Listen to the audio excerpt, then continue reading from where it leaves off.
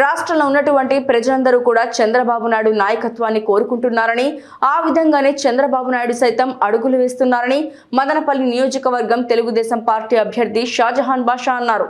నేడు మదనపల్లిలో ఏర్పాటు చేసిన విలేకరుల సమావేశంలో ఆయన మాట్లాడారు. ఆంధ్రలో వైఎస్ఆర్సీపీ నాయకులు చెప్పలేదు, తెలుగుదేశం నాయకులు చెప్పలేదు, బీజేపీ నాయకులు చెప్పలేదు, కాంగ్రెస్ నాయకులు చెప్పలేదు, ప్రజలు మొత్తం ఆంధ్రలో ఒకే ఒక్క బాటలో నడవల్ల, అది పెద్దలు చంద్రబాబు నాయుడు గారి బాటలోనే నడవాలని చెప్పి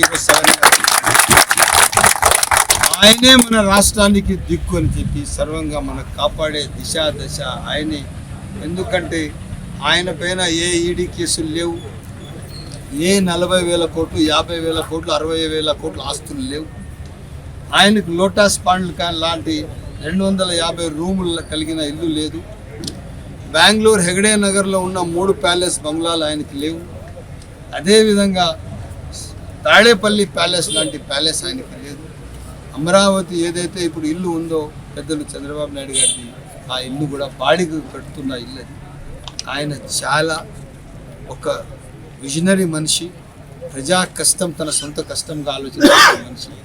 దయచేసి మనమందరం, మా పాత్రికేయ సహోదరులు నా ముందరున్న మీ అందరితో విన్నపం చేస్తూ, రాష్ట్ర 6 కోట్ల ఆంధ్రులతో ఒకే ఒక్క విన్నపం, మెజారిటీ ఇంత ఇవల్ల మనం రేపు చంద్రబాబు నాయుడు గారు 10 ఇంతలు చేసే మన సహాయానికి 20 ఇంతలు చేసేదాకా ఆయన మనసు ఇంకా పెద్దగా పొంగాల, ఆయన ఇంకా మనకు పెద్ద మనసు చేసి సహాయం చేయాలని చెప్పి, ఆ విధంగా ఆంధ్ర రాష్ట్ర ప్రజలంతా మేము మీతోనే ఉన్నాము, మీతోనే ఉంటాము, మీతోనే ఉండబోతామని చెప్పి ఒక నినాదం ఇచ్చే అవసరం ఉంది.